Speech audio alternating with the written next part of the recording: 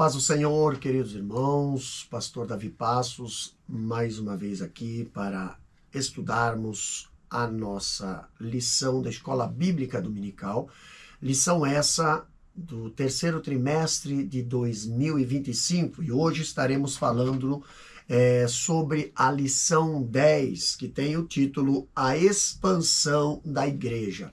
A verdade prática e o texto áureo nós estaremos aqui agora compartilhando com os irmãos. Você pode também estar aí acompanhando com a sua lição e a sua Bíblia aí aonde você estiver, tá? Texto áureo dessa lição nos diz o seguinte, Atos capítulo 8, versículo 4 e 5. Mas os que andavam dispersos iam por toda parte anunciando a palavra. E descendo Filipe à cidade de Samaria, lhes pregava a Cristo. Verdade prática, a lição nos traz o seguinte texto: a igreja só crescerá quando ultrapassar seus próprios limites e levar a mensagem de Cristo para além de suas paredes. Na leitura em classe, nós vamos ler em Atos capítulo 8, versículo 1 até o 8 e depois versículo 12 até o 15. Então, acompanhe aí com a sua Bíblia ou com a sua lição o seguinte texto. E também Saulo consentiu na morte dele e fez-se naquele dia uma grande perseguição contra a igreja que estava em Jerusalém, e todos foram dispersos pelas terras da Judéia e de Samaria, exceto os apóstolos. E uns varões piedosos foram enterrar Estevão e fizeram sobre ele grande pranto. E Saulo assolava a igreja, entrando pelas casas e arrastando homens e mulheres, e encerrava na prisão. Mas os que andavam dispersos iam por toda a parte anunciando a palavra. E descendo Filipe, a cidade de Samaria, lhes pregava a Cristo. E as multidões unanimamente prestavam atenção ao que Filipe dizia, porque ouviam e viam os sinais que ele fazia, pois que os espíritos imundos saíam de muitos que os tinham, clamando em alta voz, e muitos paralíticos e coxos eram curados. E havia grande alegria naquela cidade. Versículo 12 em diante. Mas como cresce em Filipe, que lhes pregava acerca do reino de Deus e do nome de Jesus Cristo, se batizavam tanto homens como mulheres.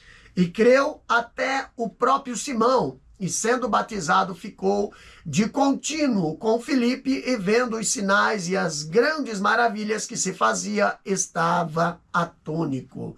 Os apóstolos, pois, que estavam em Jerusalém, ouvindo que Samaria recebera a palavra de Deus, enviaram para lá Pedro e João, os quais, tendo descido, oraram por eles para que recebesse o Espírito Santo. Então, aqui nós temos alguns objetivos apresentados desta lição. Primeiro objetivo, para falar sobre esse tema, é apresentar como a perseguição contribui para a expansão da igreja primitiva. O segundo objetivo aqui é expor a centralidade de Cristo e da palavra de Deus na evangelização realizada pela igreja. E o terceiro objetivo é enfatizar o papel da igreja em apoiar e discipular os novos convertidos. Então, aqui nós temos aqui esta passagem, né, essa leitura que nos traz aqui esse seguinte texto. A introdução da lição nos diz o seguinte: nesta lição, nós vemos aqui, nós vamos estudar como a igreja foi dispersa por causa de uma grande perseguição. E até então os cristãos estavam concentrados em Jerusalém e não tinham avançado na missão de espalhar o evangelho. Mas tudo mudou quando Estevão, um dos 7 escolhidos para servir, foi morto por causa da sua fé. Na verdade, Jesus já havia predito em Atos capítulo 1, versículo 8, que os cristãos seriam espalhados pelo mundo para anunciar a sua mensagem. Muitas vezes, Deus usa circunstâncias para cumprir seus propósitos. E foi isso que aconteceu com a igreja em Jerusalém. Mesmo sofrendo uma grande perda e tendo de sair da cidade, os cristãos não fugiram derrotados. Pelo contrário, eles continuaram firmes, levando as boas novas para outras pessoas. Tá? Então essa é a introdução da nossa 10ª lição. Primeiro ponto, primeiro tópico da lição aqui, nós vemos a igreja diante da perseguição. A igreja diante da perseguição. Quando nós lemos o primeiro ponto da lição aqui diz, embora perseguida, não fragmentada. Aqui, por conta da perseguição que foi movida contra Estevão, o evangelista enfatiza que os cristãos foram dispersos pelas terras da Judéia e de Samaria, exceto os apóstolos. Os capítulos 4 e 5 de Atos registra a perseguição focada mais sobre os apóstolos líderes da igreja. E o fato de eles não terem se dispersados, como fizeram os demais crentes, não significa que eles também não foram perseguidos. Eles ficaram em Jerusalém porque a igreja, sob pressão e perseguição, precisava deles. Olha só.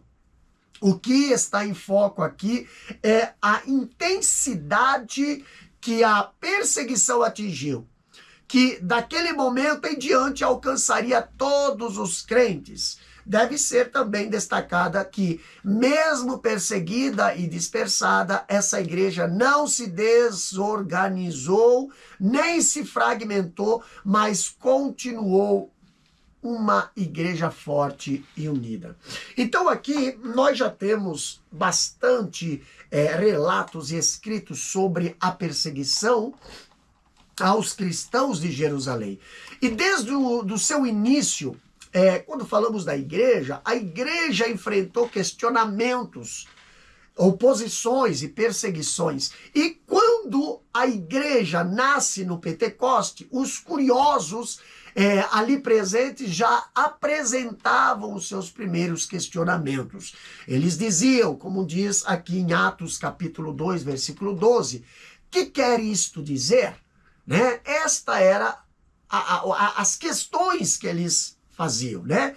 A fé cristã, ela nasce chamando atenção e provocando interrogações. À medida que a igreja crescia, à medida que a igreja aumentava a sua influência, passou a ser vista como uma nova concorrente da fé já estabelecida. Isso porque mais e mais pessoas agregavam-se à nova doutrina, né? Os cristãos passaram então ali a ser invejados pelo judaísmo.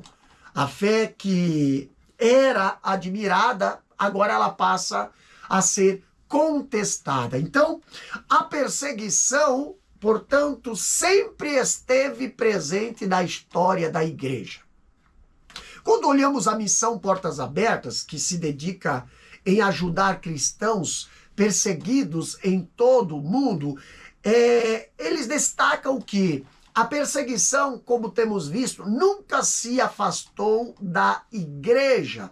Certamente, para os que viveram durante as primeiras ondas de perseguição, que varreram a história eclesiástica, ser perseguido parece fazer parte normal da vida cristã. De fato, a perseguição tem acompanhado a história da igreja, mas ela vem e vai como o movimento das ondas do mar. Então, os períodos de tolerância foram conseguidos às duras penas, seguido inevitavelmente por novos ataques, tanto de fora quanto pelas forças de fora da igreja, ou tragicamente de dentro da própria. Então, nós do ocidental, né, no Ocidente, no início do terceiro milênio, temos desfrutado de um longo período de liberdade religiosa.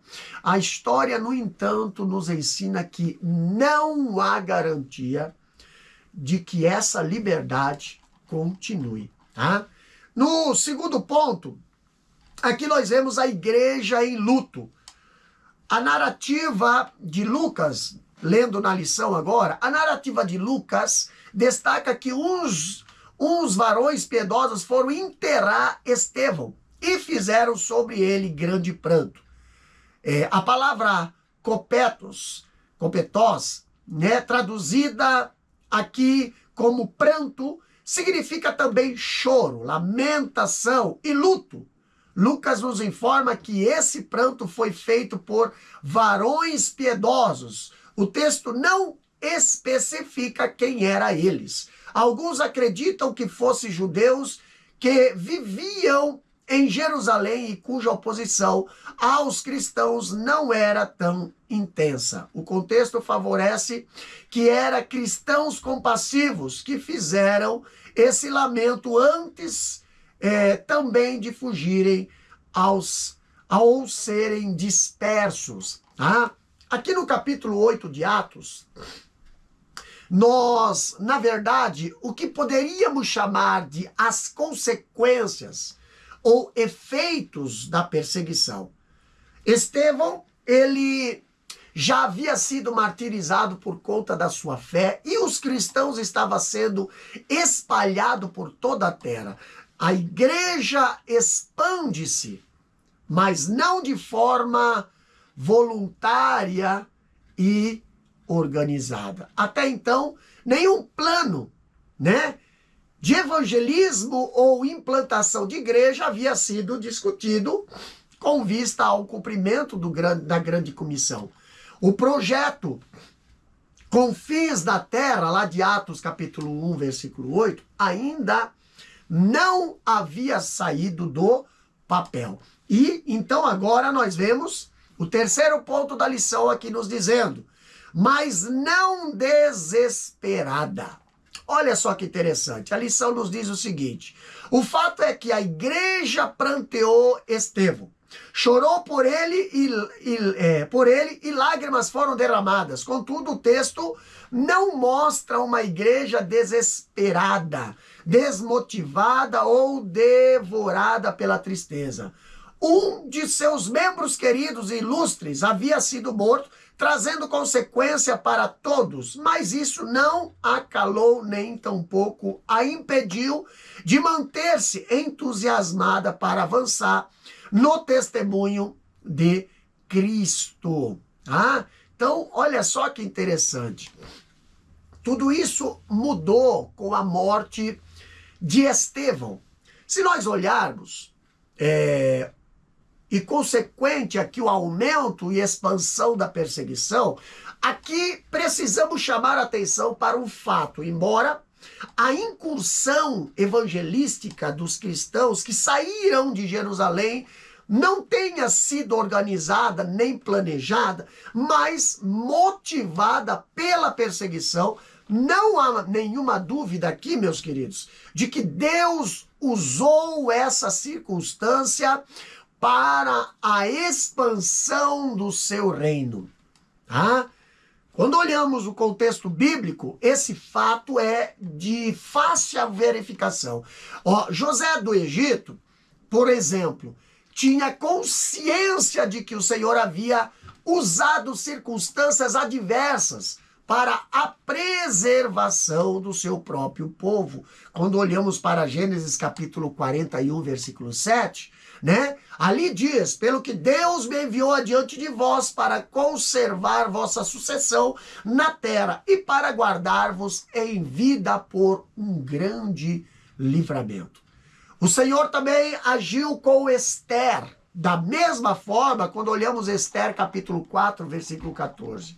Aqui nós vemos que, por exemplo, sobre como Deus usou as circunstâncias para que o evangelho tivesse um tremendo impacto da evangelização de marginalizados e dependentes químicos. Aqui, Justo Gonçalves, né? Ele escreve o seguinte, ali, químicos, a respeito dos marginalizados e dependentes químicos lá na cidade norte-americana de Nova York. Ele diz: em uma grande cidade nos Estados Unidos, 3 ou 4 dependentes químicos começam a visitar uma pequena igreja latina, e ali, diz ele, o pastor e os membros da igreja lhes dão as boas-vindas, pois o evangelho os ensinou a fazer isso. Mas eles não se preocupam em saber quem são eles, nem de onde vêm. Contudo, os vizinhos ficam preocupados. Alguns deles, que sempre se opuseram à igreja, começam a dizer que agora a igreja está sendo usada para tráfico de drogas, né? A polícia então intervém. Há investigações, o pastor é levado para a delegacia e é interrogado, e durante todo o processo o pastor e diversos membros da igreja começam a questionar sobre o tráfico de drogas no bairro, e em especial sobre a vida dos 3 ou 4 cuja presença na igreja levantou a suspeita inicial. Aos poucos ali, eles ficam cada vez mais interessados na questão. E no fim, como resultado de um conflito muito doloroso, eles têm na igreja um centro para a recuperação de viciados em drogas e compram uma casa vizinha na qual fornece abrigo para alguns de seus clientes. Então, por meio desse ministério, essa pequena igreja recebe nova vida e torna-se um centro de renovação e de esperança em sua comunidade. E muitos dos que apresentaram a acusação inicial ainda demonstram hostilidade em relação à igreja, mas mesmo inconscientemente, eles foram usados pelo Espírito Santo para ajudar essa igreja a descobrir ali a vontade de Deus. Em outro fato que nos chama a atenção também, é que embora os crentes tenham se dispersado, não perderam a motivação por conta disso. Aqui nós vemos que o alvo de uma perseguição religiosa é sempre intimidar, dispersar e acabar com a fé concorrente. Há uma pressão social e psicológica que é posta sobre os perseguidos. E geralmente as perseguições de alguma forma acabam calando a voz ou arrefecendo a fé dos perseguidos. E muitos que são perseguidos perdem o ânimo e acabam silenciados. Isso, contudo, não acontece com a igreja de Jerusalém. Aqui nós vemos que, expulsos dos seus habitats, né, aqueles cristãos difundiam a fé por onde iam, por onde passavam. Então a igreja estava dispersada, mas não fragmentada. Cada cristão era o foco de avivamento. Continuavam enlutados, mas não desesperados. Estavam motivados e inspirados a pregar o poderoso nome de Jesus. E é aqui que entra um personagem que se tornará central na história da expansão da igreja em Jerusalém. Filipe, um dos 7 escolhidos para a diaconia. Tá? Um dos 7 escolhidos para a diaconia. Filipe, aqui, assim como Estevão, Filipe também era um homem de boa reputação, cheio do Espírito Santo e de sabedoria, como fala em Atos 6, versículo 3. E sem essas qualificações, nenhum obreiro é aprovado por Deus. Nem Estevão e nem Felipe fazia parte do colégio apostólico, nem tampouco do presbitério. Eles faziam parte da diaconia da igreja.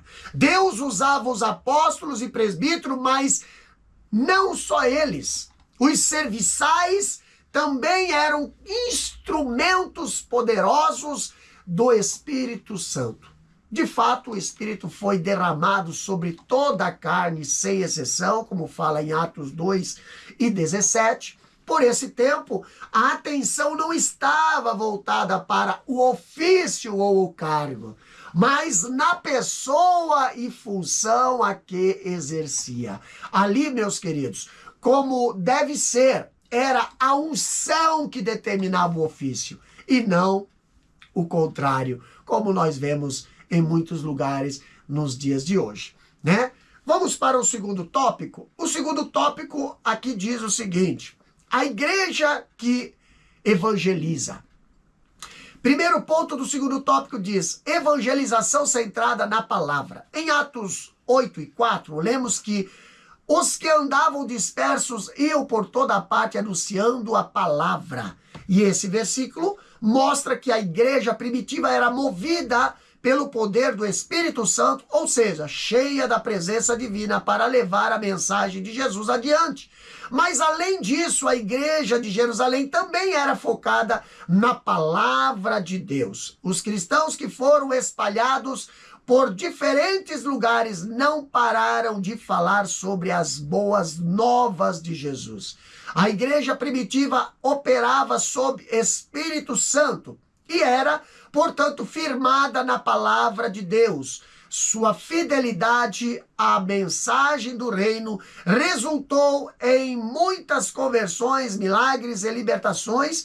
Se queremos evangelizar com êxito, também precisamos viver pelo poder do Espírito e estar centrados na Bíblia. Então, o ministério de Felipe moveu-se aqui em 3 eixos. Primeiro, o eixo logocêntrico. Segundo, o eixo cristocêntrico. E o terceiro eixo, o eixo pneumodinâmico. Então, aqui isso quer dizer que o ministério dele era centralizado na palavra de Deus, na cruz de Cristo e no poder do Espírito Santo. É possível ver com clareza no capítulo 8, que nós lemos aqui de Atos, essas 3 dimensões no ministério de Filipe. E é exatamente por estar firmado nesse tripé teológico que o ministério de Filipe contribuiu extraordinariamente para a expansão da igreja. Então vamos para o primeiro ponto aqui.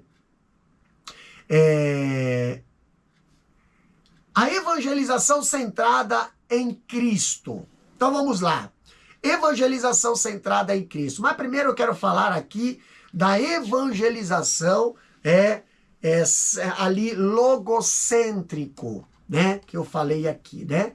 Então aqui, ó, há um ministério logocêntrico. Primeiro, Filipe foi um dos dispersos que ia, como diz Atos 8:4, tá? Como lemos aqui no primeiro ponto, por toda parte anunciando a palavra.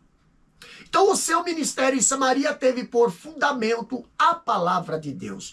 No capítulo 8, versículo 14 de Atos também diz: os apóstolos, pois, que estavam em Jerusalém, ouvindo que Samaria recebera a palavra de Deus, enviaram para lá Pedro e João. Então, o seu ministério ali, portanto, era logocêntrico, né? Já podemos observar que a ênfase da pregação da palavra de Deus é um tema recorrente no livro de Atos dos Apóstolos.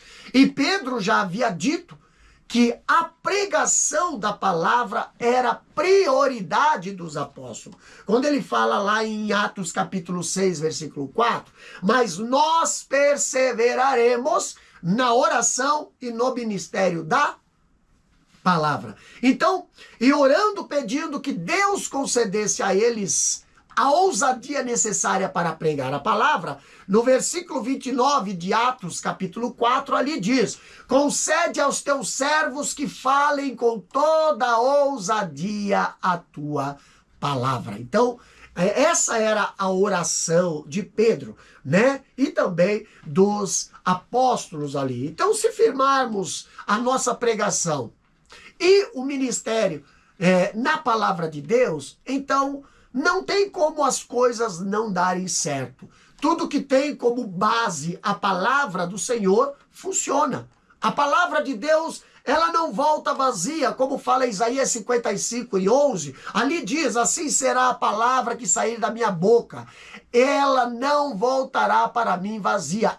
Antes fará o que me apraz e prosperará naquilo a quem a enviei. Então, um fato a ser destacado aqui na pregação de Filipe era o seu conteúdo. O texto afirma que Filipe, ele pregava acerca do reino de Deus. Atos capítulo 8, versículo 12. O reino, ele deve estar no centro da pregação. Ali nós vemos no livro O Corpo de Cristo, ali da CPAD, nós vemos ali a chamada de atenção para os aspectos presente e futuro do reino de Deus. Então, ali está escrito, né? O reino de Deus, no seu aspecto presente, já pode ser sentido. E isso significa claramente demonstrado na resposta de Jesus aos fariseus que o acusaram de estar possuído por Belzebu, quando ele libertava o oprimido pelo diabo. Então, naquela passagem bíblica, Jesus assegurou que a libertação do endemoniado era uma prova cabal da presença do reino entre eles, como fala em Mateus capítulo 12, versículo 28. Então, assim também nós vemos inúmeras outras escrituras destacam ali o reino de Deus como uma realidade presente, como por exemplo em Colossenses capítulo 1, versículo 13. Então, Jesus, ele viera implantar o reino de Deus e ele já era uma realidade presente. Então, o ministério de Filipe em Samaria era uma demonstração dessa verdade. A Bíblia fala em Atos 8 e 7, ali os espíritos imundos saíam de muitos que os tinham, clamando em alta voz, e muitos paralíticos e coxos eram curados. Então, o evangelho é a promessa de cura da alma, mas também é a promessa de cura do corpo, como fala em Isaías capítulo 53, versículo 4 e 5, e Mateus 8, 16 e 17. Então a doença, evidentemente, é um subproduto do pecado, isso é, uma consequência dele. No segundo ponto, aqui do segundo tópico, nós vemos a evangelização centrada em Cristo, tá? Olha o que diz ali a lição. Filipe, um dos 7 escolhidos para servir na igreja, também foi disperso e, ao chegar a Samaria, lhes pregava Cristo. Como já vimos, um ministério bem-sucedido precisa ser fiel à palavra de Deus, mas também deve ser totalmente centrada em Jesus. Filipe não pregava ideias da moda, mas sim a mensagem da cruz. Cristo era o centro da sua pregação. Assim, a evangelização precisa ser focada em Jesus. Qualquer pregação que não tenha a cruz como base se torna vazia. É a mensagem da cruz que transforma vidas, trazendo cura, libertação e salvação. E foi por isso que a campanha evangelística de Filipe em Samaria teve tanto impacto. Muitas pessoas foram salvas e libertas. Portanto, não devemos colocar nossa confiança em estratégias humanas, mas priorizar nossa ação no poder do Espírito e na força da palavra. Então, aqui nós temos, né, um ministério, né, um ministério cristocêntrico. Aqui a centralização em Cristo no ministério de Filipe é claramente demonstrada no texto bíblico de Atos 8, versículo 5, né, quando diz: e descendo Filipe à cidade de Samaria, lhes pregava Cristo. Em Atos 8, versículo 12, também diz: mas como cresci em Filipe, que lhes pregava acerca do nome de Jesus Cristo, se batizava tanto homens e mulheres. Então aqui, pregar a Cristo e o nome dele é pregar tudo o que Cristo é e representa. A pregação no contexto da igreja primitiva era centrada na cruz de Cristo e tinha como tema central a sua morte, a sua ressurreição e glorificação. Tanto os apóstolos como os demais crentes demonstravam nas suas vidas, demonstravam no seu testemunho que Jesus Cristo continuava vivo. Então, a cura dos doentes, a libertação dos oprimidos pelo diabo, né, em solo samaritano, pelo meio da pregação de Filipe, era uma prova incontestável de que Jesus Cristo havia ressuscitado, tá? No terceiro tópico, aqui nos traz o seguinte tema: a igreja que dá suporte à evangelização. Então, olha só que interessante.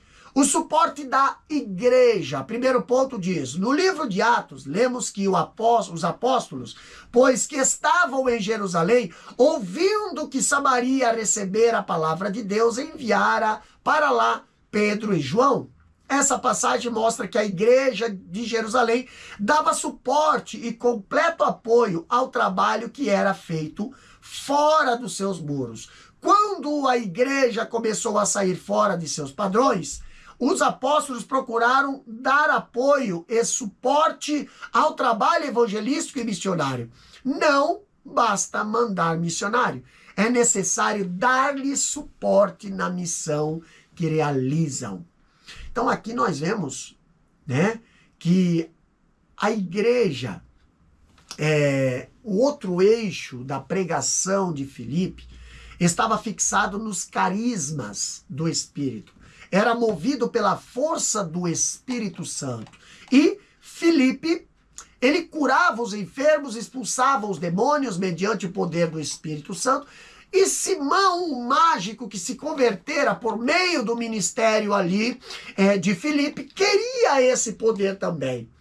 Em Atos capítulo 8, versículo 13, ali nós vemos a palavra dizendo: dai-me também a mim esse poder. Atos capítulo 8 e 19. Ele ficou impressionado com a unção do Espírito na vida e ministério de Filipe. Lá do capítulo 8, versículo 13, tá? Agora nós vemos no segundo ponto, a igreja que discipula. A igreja que discipula. Então, peraí. Lucas, aqui na lição, ele diz, Lucas mostra que os apóstolos, tendo ido a Samaria, oraram por eles para que recebessem o Espírito Santo. Esse texto mostra, além do apoio dado ao ministério de Filipe, o trabalho de discipulado da igreja. Fazia parte da doutrina dos apóstolos o ensino sobre a iniciação cristã, que envolvia o ensino sobre a conversão, o batismo nas águas e a capacitação do Espírito. O texto bíblico diz que as pessoas aceitaram a palavra de Deus, isto é, se converteram e foram batizadas nas águas. Contudo, por uma razão não especificada, aqueles crentes não haviam recebido o Espírito Santo.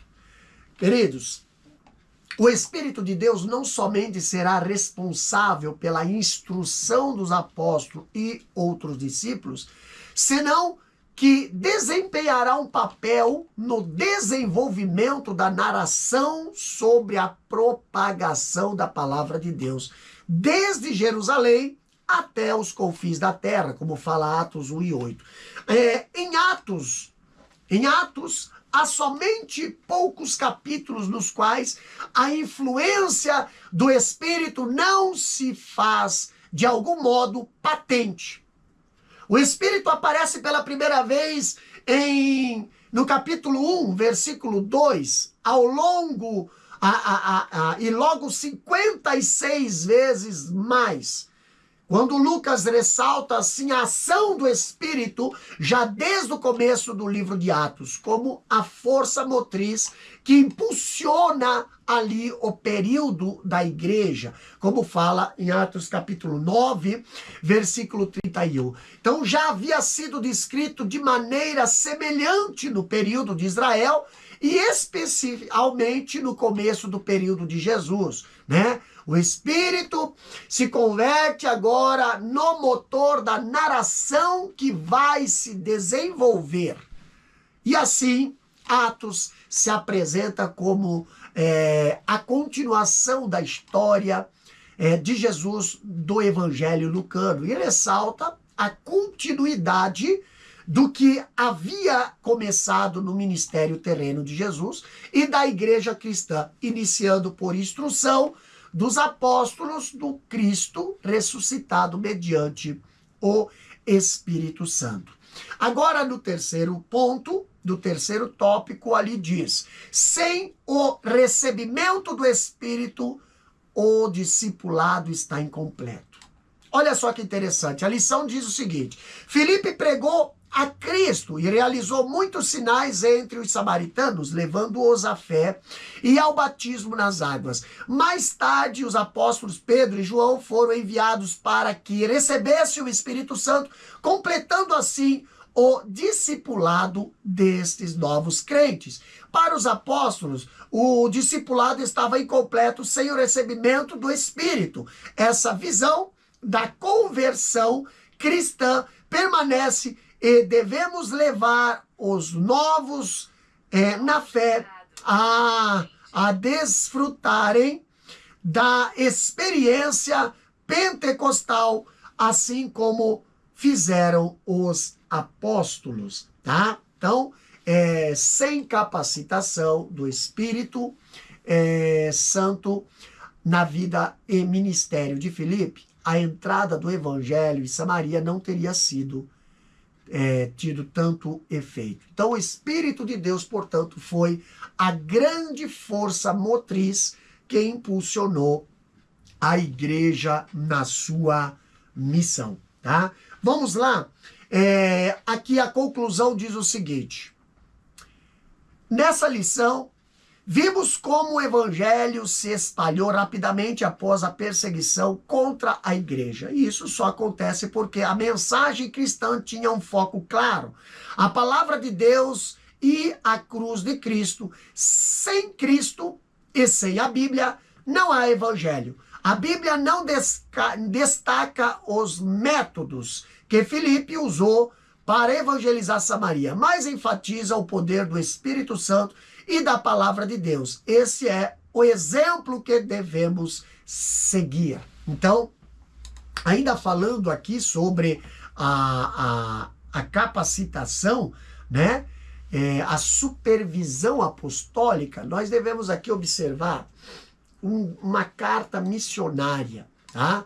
Essa carta missionária, quem recebeu foi o irmão Strandberg, com um cheque ali de 400 francos, que ele foi instruído ali a enviar, né? Foi instruído a enviar. Então, olha só, ali na carta diz o seguinte: muito obrigado por ele. Deus o abençoe e a todos os seus amigos. O Senhor os recompensará ricamente por tudo quanto vier.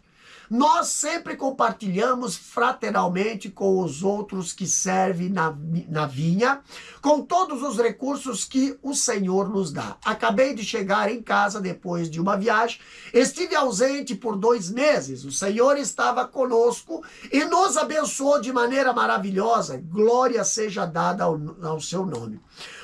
O primeiro lugar que visitamos foi Afuá, uma pequena cidade a 4 dias de barco no Pará. Ficamos lá por um mês testificando do Senhor, e durante esse tempo 13 almas se renderam a Jesus e foram batizadas nas águas. Jesus também veio e batizou um irmão com o seu Espírito Santo, e ele falou em novas línguas que o Espírito lhe deu para falar. Esse irmão foi então escolhido para liderar a missão naquele lugar.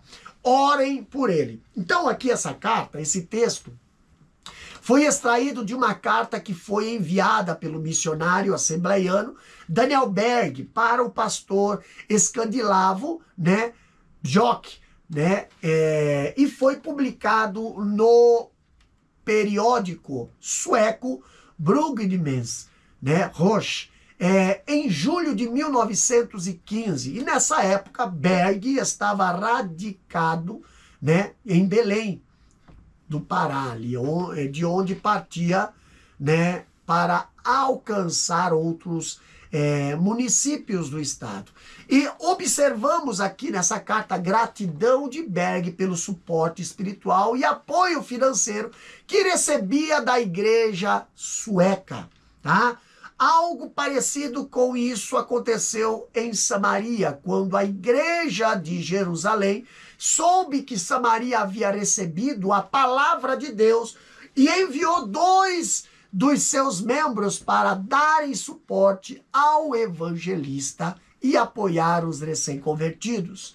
É assim que uma igreja comprometida com a evangelização e discipulado faz. Então, esse aqui é algo muito interessante, né? Não basta apenas enviar, não basta apenas abrir trabalho, é necessário acompanhar, é necessário dar suporte, é necessário estar ali apoiando os missionários que estão aí na obra. Amém? Vamos para revisar o nosso conteúdo, o nosso questionário. Aqui, primeira questão diz o seguinte: o que os capítulos 4 e 5 de Atos registram quanto à perseguição da igreja? Resposta: registram que a perseguição era inicialmente focada nos apóstolos, líderes da igreja. Segunda questão: o que Atos 8 e 4 mostra sobre a igreja primitiva? Resposta: mostra que a igreja primitiva era motivada pelo poder do Espírito Santo, ou seja, cheia da presença divina para levar a mensagem de Jesus adiante. Terceira questão: de acordo com a lição, que tipo de pregação pode se tornar vazia? Resposta: a pregação que não tem a cruz de Cristo como base pode se tornar vazia e sem poder transformador. Quarta questão: o que Atos 8 e 14 mostra sobre a igreja em Jerusalém? Resposta: mostra que a igreja em Jerusalém dava suporte ao trabalho missionário, enviando Pedro e João para fortalecer os novos convertidos em Samaria. Quinta questão: o que está incompleto sem o recebimento do Espírito Santo? Resposta: o discipulado cristão. Amém? E aqui nós chegamos a mais um final de mais uma lição, lição 10, a expansão da igreja. Convido você a estar se inscrevendo em nossos canais, aí no YouTube, também no Instagram, no Facebook, aonde você puder. Também estamos no Spotify, você pode ouvir nossos estudos bíblicos em áudio. Então, inscreva-se lá, compartilhe e deixa lá o seu comentário para que venha a estar recebendo sempre estes estudos de subsídio teológico e também doutrinário da palavra do Senhor. Deus maravilhoso, te agradecemos por mais esta aula, por mais esse estudo, Senhor. Abençoa cada ouvinte, meu Deus. Abençoa cada aluno que estará, Senhor, estudando através da Tua palavra, Pai. A Tua palavra que é a nossa base, a Tua palavra, Senhor, que é a nossa mensagem. A mensagem cristocêntrica, Senhor, aqui, meu Deus, direcionada pelo Espírito Santo. Abençoa cada um, meu Deus, é o que nós te pedimos. Amém e amém. Que Deus vos abençoe.